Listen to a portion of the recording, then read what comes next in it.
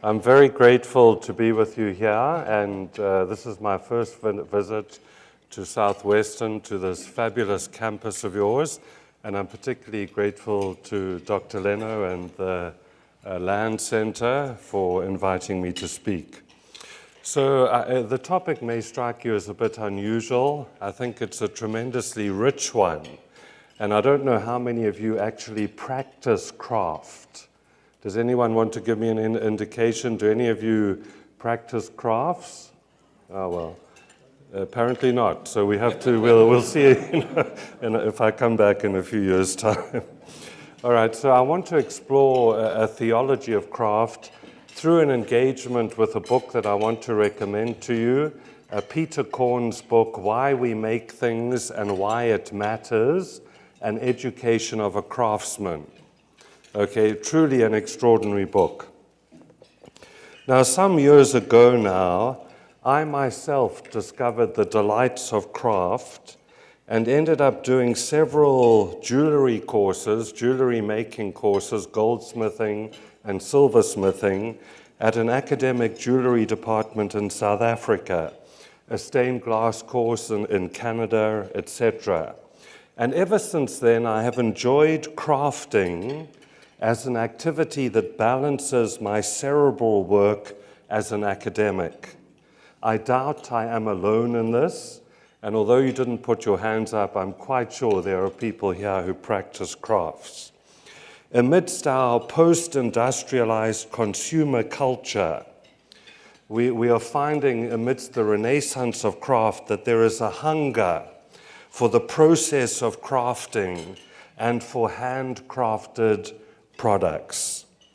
Now, you know, craft has a long history, and nearly as far back as we go, craft has always existed.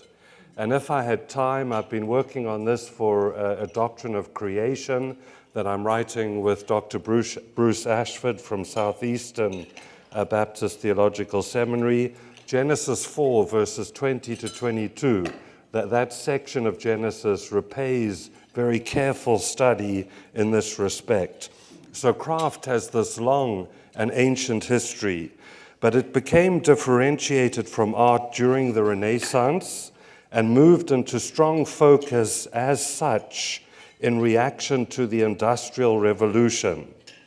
And central figures in this respect were the British people who developed the arts and crafts movement, that some of you may have heard of it, and the key figures in that were John Ruskin and William Morris, both 19th century figures who were the founders of the arts and crafts movement. And so Peter Korn, in this very, very beautiful book, notes that Ruskin and Morris welded the ideas of the applied arts, the vernacular, and the politics of work into a theory of production intended to counteract the evils of industrial capitalism.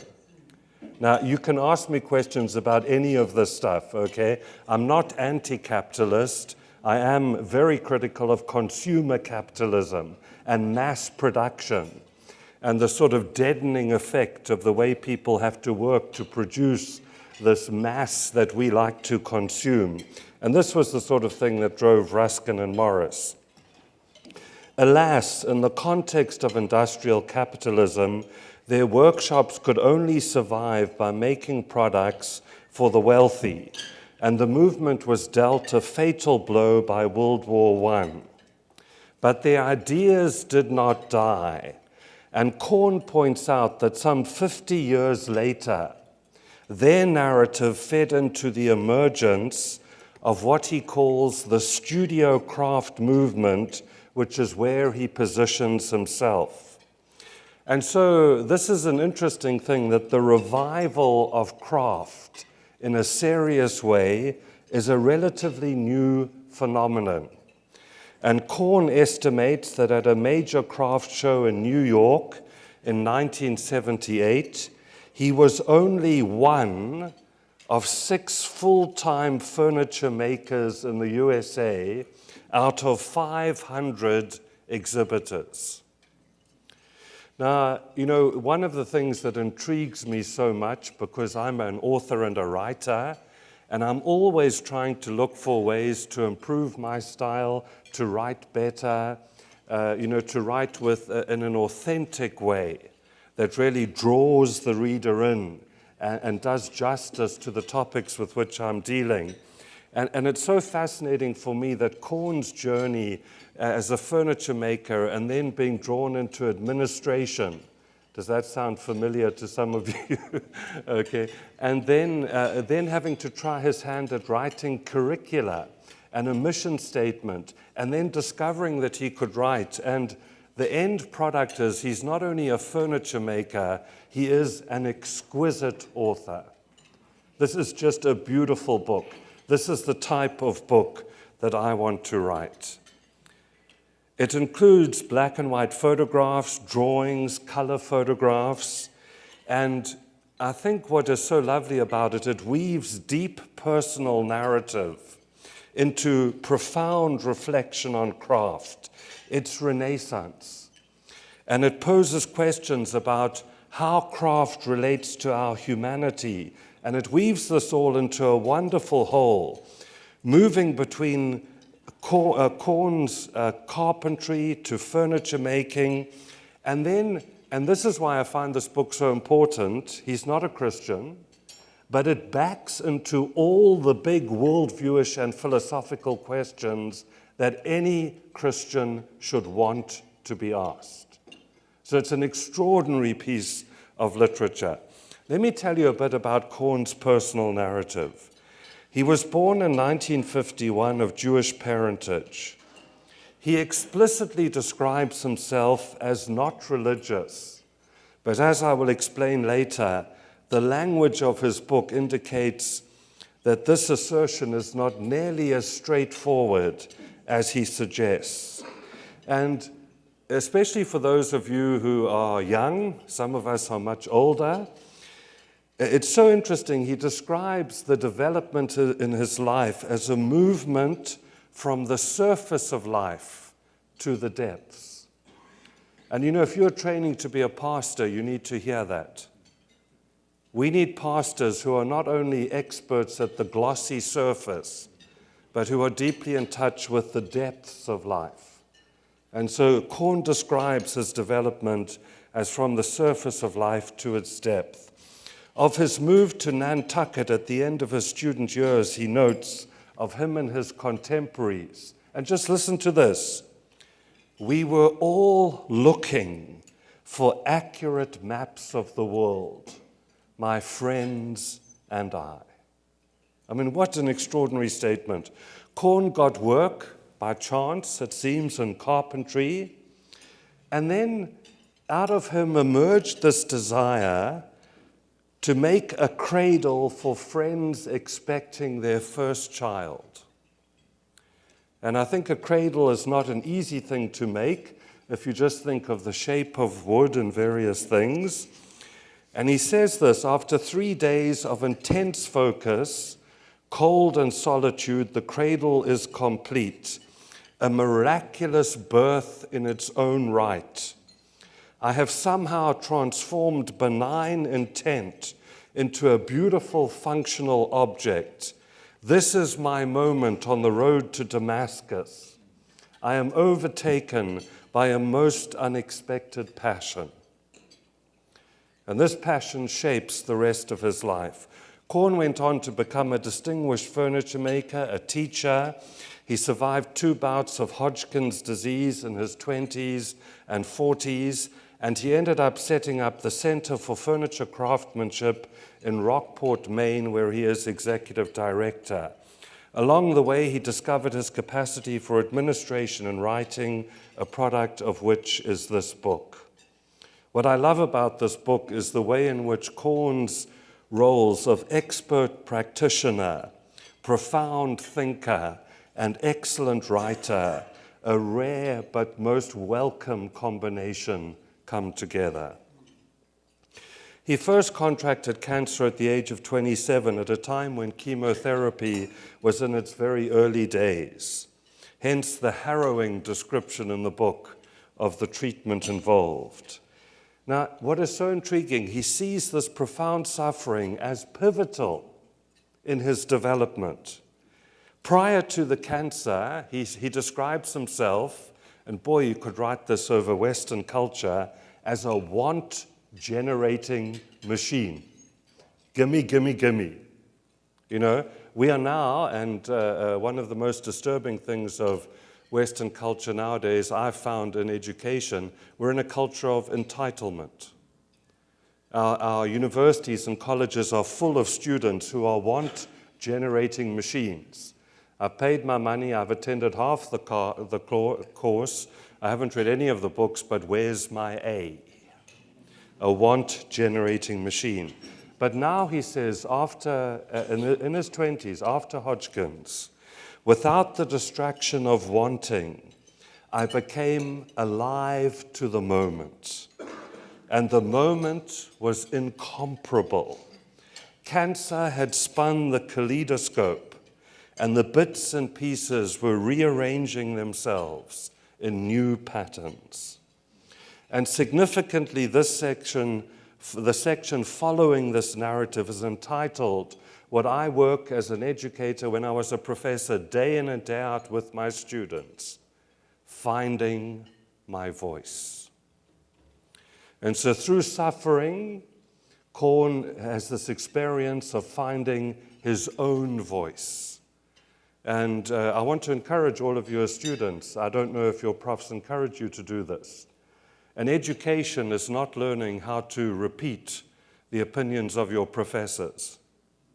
And education is learning to discover the truth for yourself. Now, in order to do that, you have to learn a lot and enter into the tradition of scholarship. But an educated person is not someone at Southwestern who gets top marks and can replicate the views of their professors without ever having owned truth for themselves and thought this stuff through very carefully. And so here you see this in the life of Korn. Korn's father lamented the fact that he had developed a vocation that did not involve the mind. But Korn finds that what he loves about craft is that it involves the heart, the head, and the hand. To engineer a joint that was sufficiently strong and durable, I had to understand wood strength, wood movement, grain directions, and properties of adhesives. Comprehensive, detailed, hands-on knowledge. He notes the integrality of craft. There is a deep-centeredness in trusting one's hands, mind, and imagination to work as a single, well-tuned instrument, a centeredness that touches upon the very essence of fulfillment. And then he notes, which is so interesting for the philosophers here, that for all that the craft person brings to the task, one's work is subject to the test of reality, which must be understood and known well. In his 30s, Korn was confronted with the tension between idealism and financial survival, a tension that confronts far too many creative vocations. His writing on commerce and art is mature and well thought through, including reflections on the positive roles that vendors, those who sell art, can play. And he has a lovely engagement with a book that I think is another truly extraordinary book on the economy of art, Lewis Hyde's work, The Gift. In dialogue with Hyde, Korn elaborates on the economy of the gift, or the gift economy. Creative inspiration becomes a gift because some artists experience it, now listen to his language, as a form of grace visited upon them from outside. Once received, this gift is nurtured by the inner gift of the artist, the creative genius with which he was endowed at birth. Next, the artist shares his work with others, a third gift that creates a cycle of gifts, a gift economy. When the artist lets go of his work, he becomes an empty vessel, open to inspiration all over again. The more he is able to give, the more he is able to receive. So non-Christian speaking. Extraordinary language. Why craft? Korn reflects deeply on why he and others in our day are so drawn to craft. His surprising answer is that folk like himself are not just trying to produce excellent craft objects, but he argues that they are striving through craft towards the shape of the good life. For Korn, as he looked back on his journey, he argues that he was thinking by means of materials and tools towards objects that would reveal to him the nature of the good life. He says, in short, in making a straightforward desk, I utilized a language of materiality that was simultaneously visual, tactile, stylistic, spiritual, functional, and political. And listen to this, to design my way to a vision of the good life. Now, how exactly does this process work? And if you don't know some of the fascinating literature that is out there, then I can recommend it to you. Korn agrees with authors like Persig, Zen and the Art of Motorcycle Maintenance, Sennett, The Craftsman, and then an extraordinary recent book by Crawford, Shop Class as Soul Craft, an inquiry into the value of work. That the aspiration for quality is the key to a good life. And this is precisely what we find in the crafts. Korn's example in this respect, I think, rings true for us Westerners in America, Canada, and Britain, in which mass-produced, generally Chinese goods are dumped across the West. Now, if you're Chinese, I don't like this dump, but it's not a criticism just of China. You couldn't have this dump unless it was what the West really wanted. It's a dysfunctional consumer dance between the West and this extraordinary emergent power in China. But mass production of goods, more. We're not interested very much in quality anymore. And so this is why there's this resurgence of craft, to have something that has quality about it. And Korn points out that for a simple cabinet door to stay flat, have any of you got a cabinet door where you're living that won't stay flat? We have one in my kitchen of the family home in South Africa. He points out that for a simple cabinet door to stay flat and to remain this way, the choice of the timber is crucial. Expertise and care is required at each stage in the production process. And so a good craftsperson aspires to hard-won quality in their work, and he argues that quality is the key to a good life. Modern life, furthermore, easily distances us from the visceral, material nature of earthy reality, and thus is deficient in feeding what Korn delightfully and insightfully, in my opinion, refers to, listen to this quote, the earthly nature of our spiritual appetites. The earthly nature of our spiritual appetites.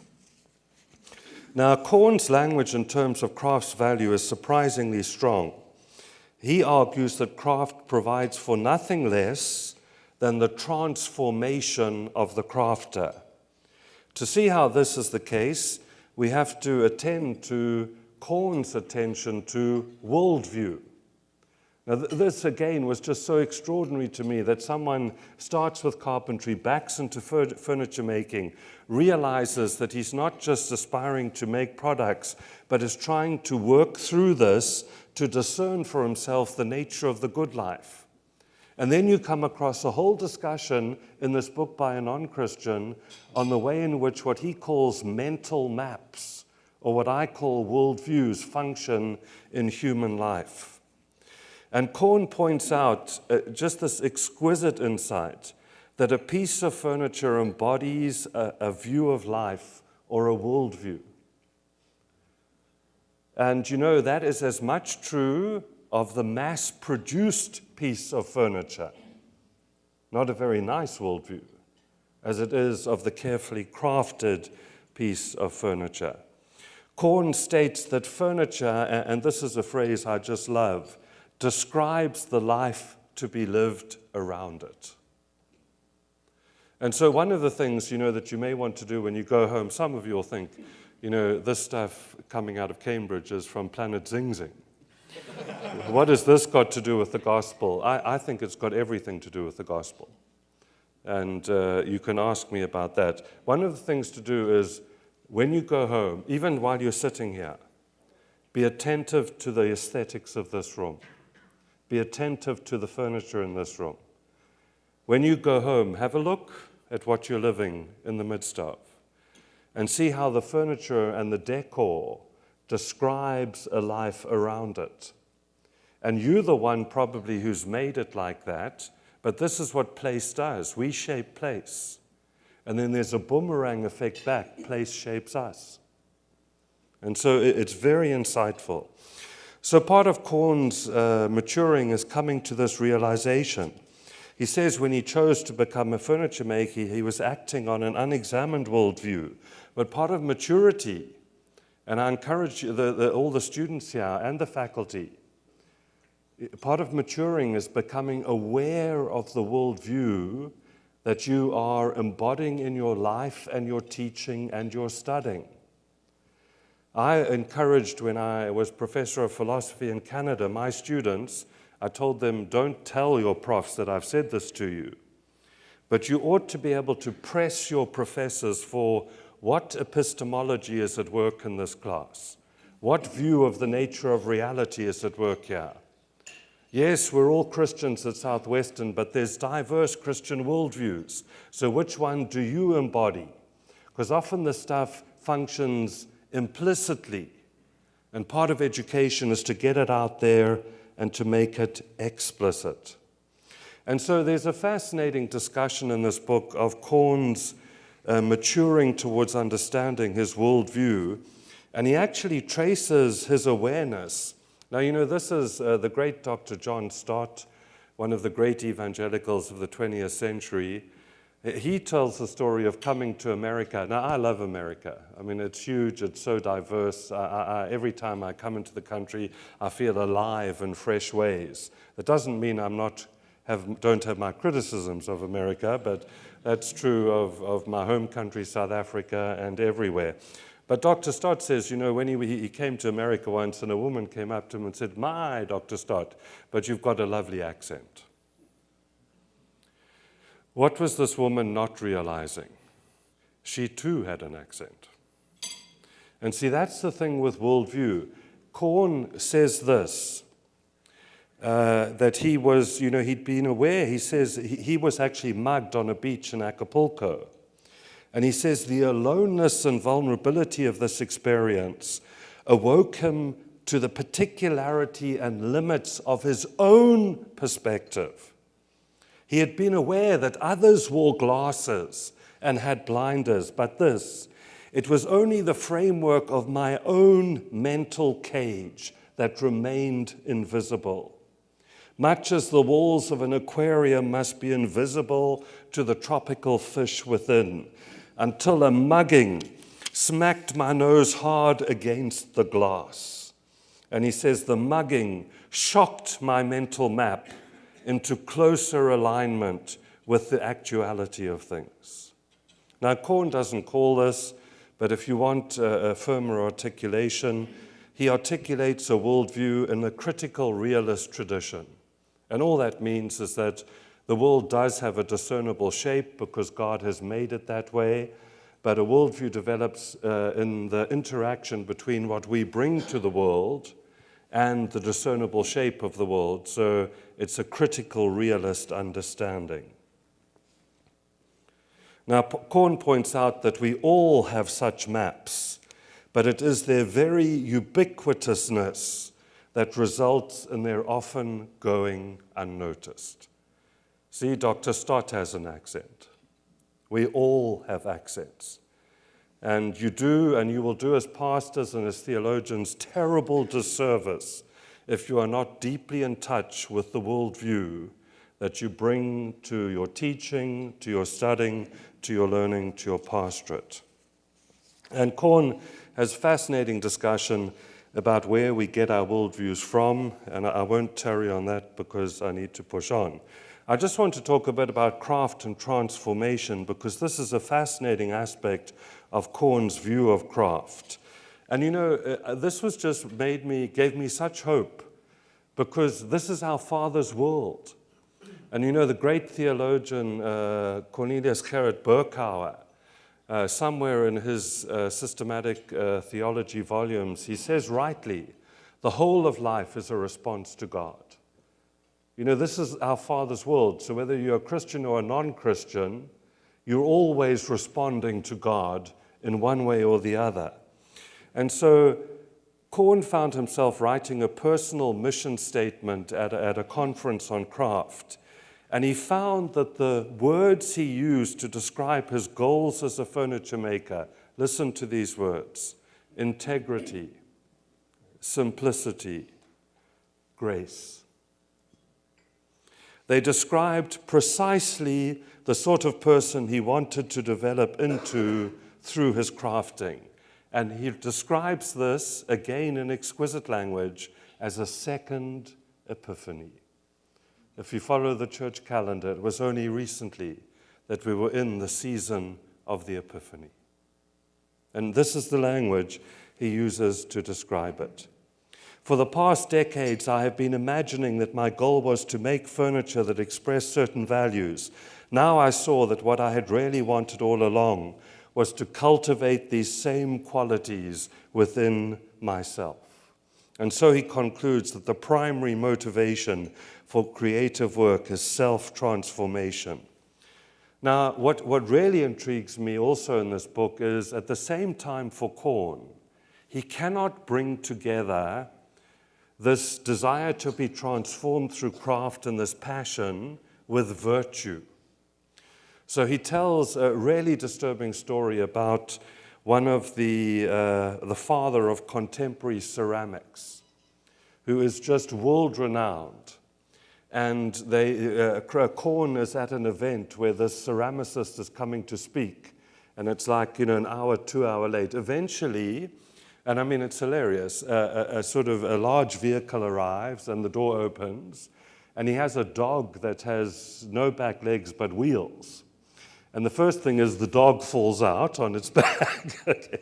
The next thing is the ceramicist falls out, also completely drunk. So here you've got, the best ceramicist in the world, but unable to live virtuously. And this is a tension that is at the heart of Kraft's book. And listen to how his book ends. Two quotes from him. Let me be clear. People who are creatively engaged are not necessarily happier, more fully realized human beings than the rest of us. And this is his final sentence. Finding creative passion that governs your life may be a curse as well as a blessing, but I would not trade it for anything I know. He cannot find a way to bring this passion that has brought meaning to his life together with virtue and wholeness. So he's left with this almost unbearable tension. Now, responding to Korn, I think this book is full of insights. Through finding his vocation, he has, as it were, and I think just evangelistically this is so interesting, he's backed into all the questions I want my students to ask. He's backed into all the questions that can create an opportunity for tremendous dialogue about the Lord Christ if we have a sufficiently big and robust and rich view of the Lord Christ. There's so much to affirm and to celebrate in this book. The Dutch art historian Hans Roekmaker said that art needs no justification. And what he meant by that is that the justification for art is not that it helps us to produce a better church bulletin on Sunday, but the justification is the way God has made the world, and therefore it needs no utilitarian justification. And from a Christian perspective, it is as though Corn, an unbeliever, but nevertheless made in the image of God, out there in God's world, has stumbled across dimensions of reality and pursued them faithfully, and therefore coming up with a host of refreshing insights. Now, how do we respond to corn? Well, I don't know, it's taken me years to realize that the whole of life comes from God and the whole of life matters. There's a Dutch author, journalist, prime minister, etc., Abraham Kuyper, and I love to quote one of his most famous quotes. There is not a square inch of the entire creation of which Christ does not rightly say, that is mine.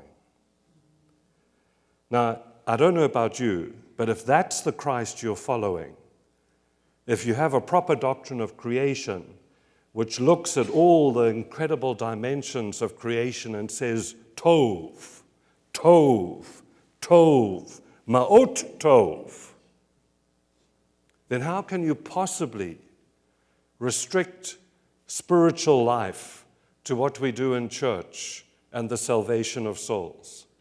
The whole of life, as Calvin says, is the theater of God's glory.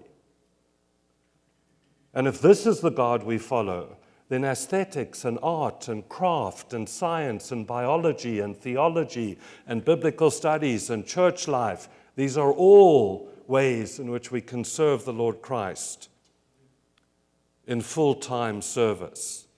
And you're an embodied human person. The furniture that you fill your life with will design a life around it. Now, I don't want you to go home and turn your house into the Ritz. And sorry if there's someone here who owns the Ritz or something, but if you do, I'd be happy to talk to you afterwards about supporting Christ. And love your furniture, love your furniture. You don't, there can be simplicity. I have, one of my great yearnings as an African, I'm an African, a white, English-speaking, old, grey-drinking African, and I celebrate being an African. I love being an African. But I long for the day when the church will quit being the voice of the middle class, and that out of the church we will have a voice for the poor. Because if we do not speak for them, crazy types will become the voice of the poor. And I'm interested in questions out of this, like interior decor for people who live in shacks. I have a book on my shelves called Shack Chic, which is an exquisite study of South African shacklands and the extents to which people go to do decor. And let me tell you this, it's often oodles better than what we call chic. So there's so much, and these are ways, we've got to become attentive to these things. These are dimensions of life as God has made it. And isn't it incredible that someone like Korn can discover all this stuff? And many of us think, oh, that's second rate. That's not really spiritual. That's not really following Christ. Well, I think it's not the Christ of Scripture, if that's the way you're thinking. And you can challenge me on that. I would welcome it. You see, what Korn's work does is it reminds us of the ever-present danger of one of the most pernicious heresies in the history of the Christian church, Gnosticism. And Gnosticism, which keeps rearing its head, which evangelicalism seems to have a habitual capacity to succumb to, says to us the materiality of the world is either evil or second-rate. And it sets up a false dichotomy between spiritual and material, whereas the biblical distinction is between creator and created. A dualism between spiritual and material is thoroughly unbiblical, because if God has made the world with all its embodied materiality, then that materiality is inherently spiritual. But the minute you start setting up that false dichotomy, large swathes of God's creation gets relegated to second rate. How dare you? How dare you treat the king's world in that way? So we need to hear from this kind of voice, a call to recover an appropriate respect for and engagement with the materiality of the world. Now, I don't agree with him in everything, but I do think he is one of the most remarkable Reformed theologians of the 20th century, and that's Karl Barth. And he says he locates ethics, which I think is the right place to locate ethics, under the doctrine of creation. See, I don't know where you position ethics, or even if you've ever thought about it. But I think that's the right place for ethics, under the doctrine of creation, because if you're going to answer the question, how then should we live, it's creation-wide. It deals with every sphere of life.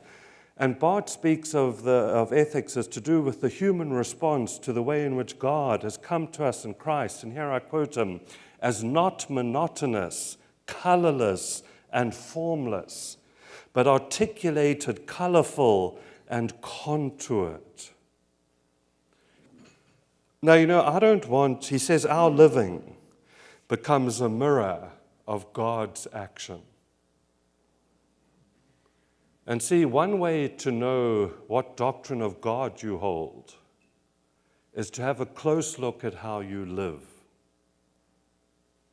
Not how you think. I know you're all Orthodox. I myself am Orthodox, evangelical, etc., etc. But if you want to know what your real doctrine of God is, have a look at how you live. That will tell you far more about your doctrine of God than the fact that you've signed up to a whole lot of propositions, important as those propositions are. You see, when we gather for worship, as you have just done at chapel, in my opinion, what worship should do is recenter our life in the life of God.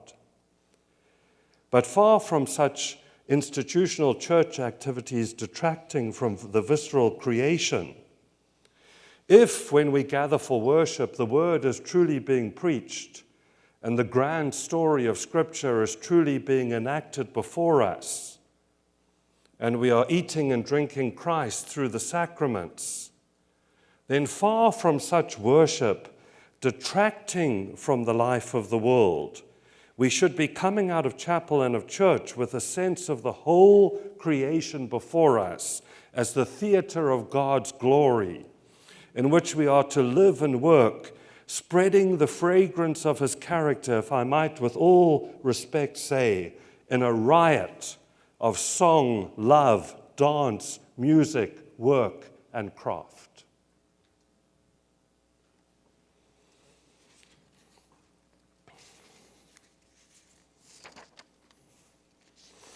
Now, just a few closing comments. Where I disagree with Korn on worldview is he sees worldview as completely a creation of a human being. He would. Okay? And we have such a huge advantage in that respect. So, of course, we need to realize that we do construct our worldviews.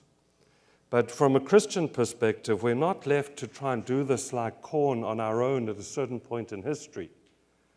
God has spoken, right? And the word that he has given us is, in the words of Eugene Peterson, a grand, sprawling, capacious meta-narrative, which, in Mike Goheen and my words, tells the true story of the whole world. And so with Calvin, I don't have to create a pair of glasses. I have to put the Scriptures on my nose as the spectacles that brings the world into focus. So this makes all the difference in the world. But you must make sure, as best you can, that it's scriptural glasses that you're putting on your nose. I think I understand the chorus, turn your eyes upon Jesus, look full in his wonderful face, and the things of the earth will grow strangely dim in the light of his glory and grace. I think I understand it, but it's inherently Gnostic. A much better version, I think, would be something like, turn your eyes on Jesus, look full in his wonderful face, and the things of the earth will come into their appropriate focus in the light of his glory and grace.